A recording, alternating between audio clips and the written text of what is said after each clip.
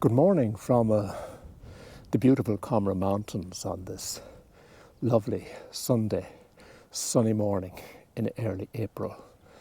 I've just ascended the left spur of the Coumshingaun loop, and as ever I'm doing the loop in a clockwise direction, which I think is the proper way to do it. I've been coming to Coumshingaun at once or twice a year for the last 20 plus years. It's one of my favourite hikes in Ireland. Normally on a day like today, I would be out with a group of fellow hikers, but for one reason or another, including the Cork Tipperary hurling match in Cork City, they've been unable to come. So, and as much as I like the company of fellow hikers, a solo hike every now and then is good for the soul. So the weather forecast is excellent, bright and sunny all day long with nary a cloud in the sky. So I'm looking forward to it. So I hope you enjoy the video. The initial ascent is easy and straightforward, and as one gains height, Coumshingaun Lake gradually comes into view. One then comes to a rocky outcrop, and there follows a section of mild scrambling.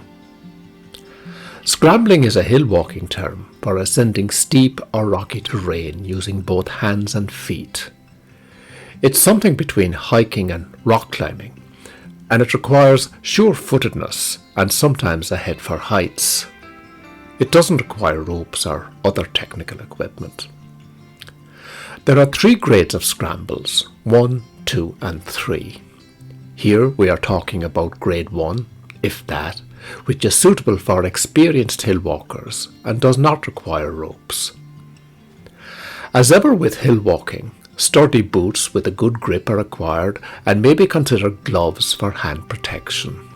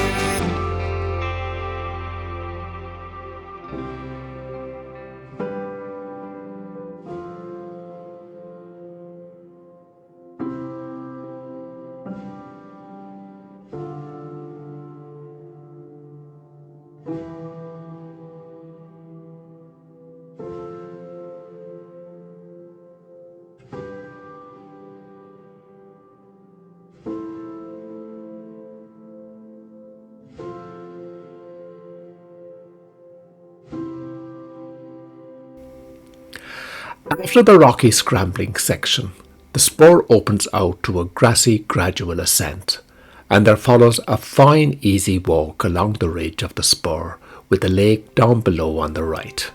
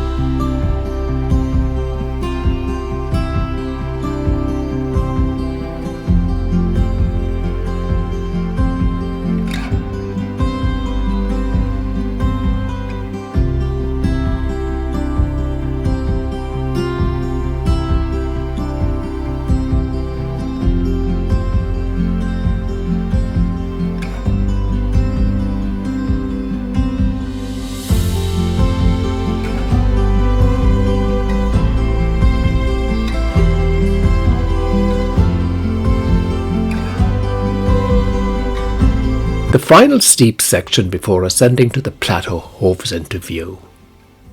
I have seen walkers turn back from here as they felt unable to scale the slope. My advice is not to take the first upward path, but to go to the left a bit where there is an easier ascent. Care is of course required at all stages of the walk, but especially here, the most difficult part.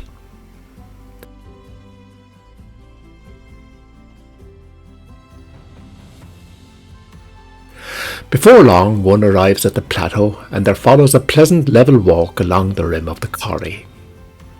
This is a good place to have lunch, as the peat hags afford protection from high winds, and today was especially windy on top. My lunch consisted of this delicious Moroccan-style chicken from Dunstores. Recommended.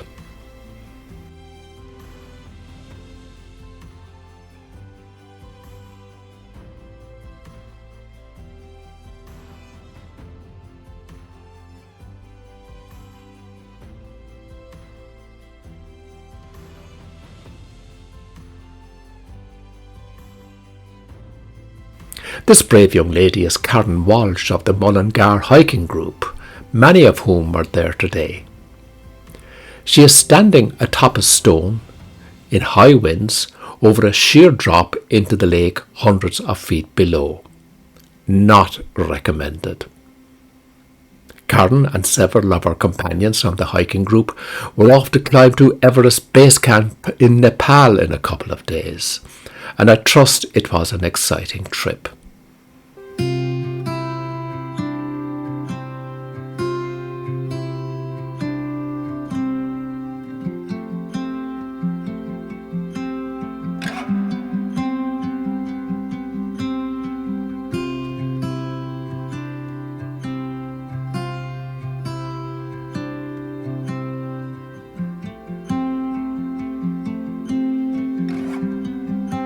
The walk then follows the northern spur, and it is easy going as far as the rocky outcrop at the eastern end of the spur.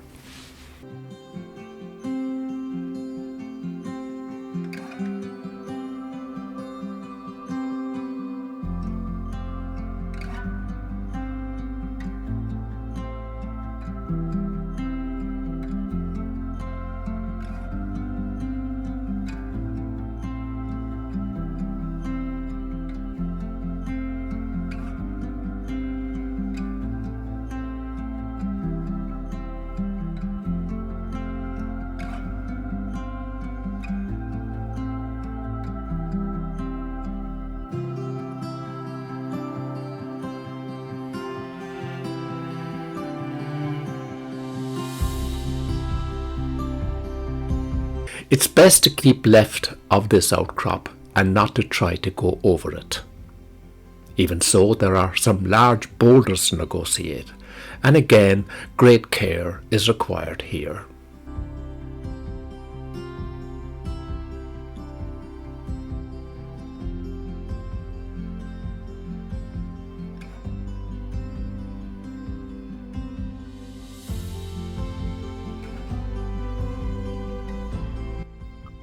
The path down is dangerous as there are lots of loose stones on it, and it is very easy to lose one's footing.